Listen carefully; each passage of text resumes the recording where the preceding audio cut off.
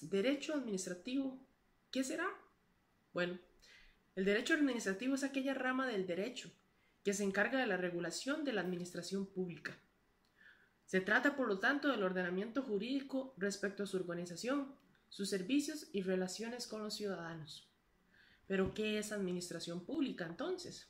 Bueno, según la Ley General de la Administración Pública, en el artículo 1, la administración pública será y debe estar constituida por el Estado y por los demás entes públicos, cada uno con su personalidad jurídica y capacidad de derecho público y privado. Para que exista esa administración pública es necesario de 3 pilares que dan origen a la misma, como lo son el derecho, la política y la administración general. Como nos indica la máster Jennifer Arroyo Chacón, la administración pública también se puede entender como la disciplina encargada del manejo científico de los recursos y de la dirección del trabajo humano, enfocada a la satisfacción del interés público.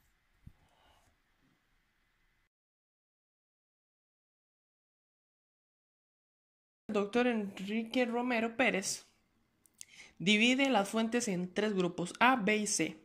En el A están las sociológicas, que son las que incluyen los factores políticos, económicos, sociales y religiosos que inciden o moldean los cambios en el ordenamiento jurídico. En ese mismo grupo A están las jurídicas, que se ubican las fuentes que son escritas y no escritas. En el grupo B, el doctor coloca las formales y las materiales. Las formales es la que está autorizada y regulada por el propio ordenamiento jurídico y que genera normas de cumplimiento obligatorio. La fuente material son las fuentes que inspiran o le dan contenido a la norma, pero no la crean. Y en el grupo C, el doctor coloca la fuente escrita y no escrita. La fuente escrita es aquella que consta por escrito y consiste en actos jurídicos de consecuencias normativas que voluntaria y conscientemente se orientan a generar la regla del derecho. Mientras la fuente no escrita es la que no consta por escrito, se elabora de hechos materiales o de actos jurídicos no encaminados a crear la norma legal.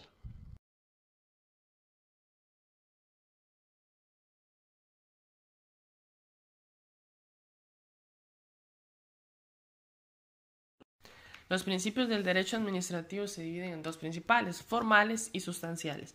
Esto según información obtenida del Centro de Información Jurídica en línea en su sitio web sijulenlinea.ucr.ac.cr. Los principios formales, el primero es el de verdad real. Este principio implica que la administración, al resolver, debe ajustarse a los hechos reales más allá de que hayan sido alegados y probados por el interesado. Después está el principio de oficialidad, que según el criterio de González Pérez, el principio de impulsión de oficio es netamente predominante y solo por excepción puede corresponder dicha impulsión al recurrente. Después tenemos el principio de libertad de la prueba. Nace como consecuencia directa del principio de verdad real, siendo el primero un medio para alcanzar el segundo. Número 4 tenemos el principio de gratitud, que pretende proporcionar a los administrados un mayor acceso a la justicia, pues procura responder a las necesidades sociales. Trata de establecer mecanismos para que las personas con menor capacidad económica tengan acceso a la justicia. Y el número 5 es el principio de imparcialidad. Dentro del procedimiento administrativo implica independencia del órgano administrativo para emitir su resolución, sin tener preferencia alguna por alguna de las partes, pues de lo contrario causaría un agravio a las partes y no respetaría el principio de igualdad. Legalidad. Es la columna vertebral de la actuación de la administración, base del Estado del Derecho y el presupuesto de la acción de la administración.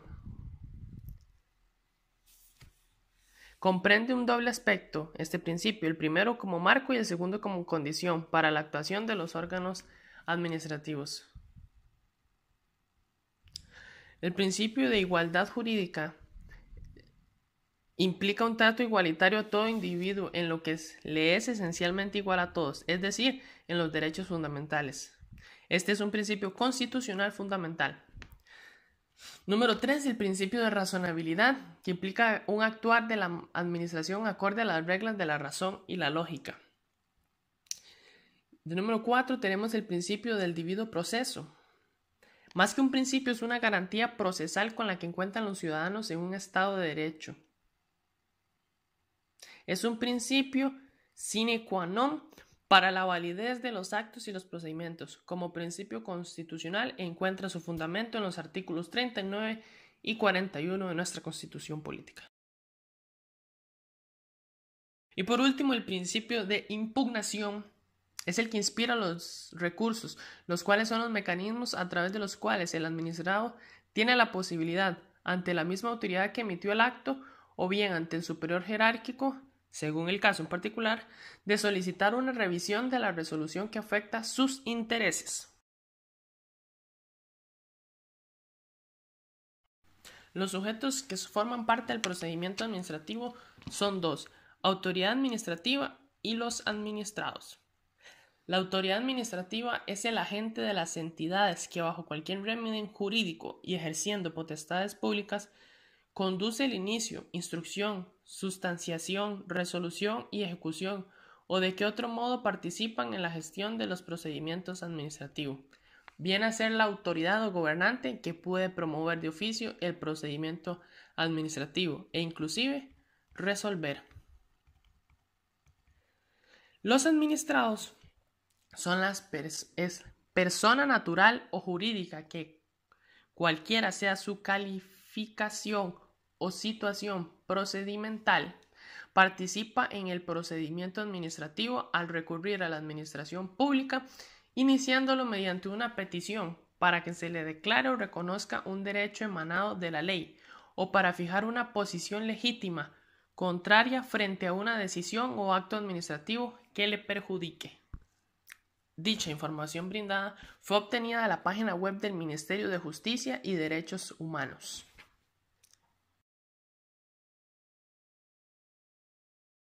Las normas más relevantes del derecho administrativo, según un informe de investigación titulado Las fuentes del derecho administrativo, que se encuentra en sitio web del Centro de Información Jurídica en Línea, indica que de manera jerárquica las normas más relevantes son la Constitución Política, los tratados internacionales y las normas de Comunidad Centroamericana, las leyes y demás actos con valor de ley, los decretos del Poder Ejecutivo que reglamentan las leyes, los de otros supremos poderes en la materia de su competencia, los demás reglamentos del Poder Ejecutivo, los estatutos y los reglamentos de los entes descentralizados, y por último las demás normas subordinadas a los reglamentos centrales y descentralizadas.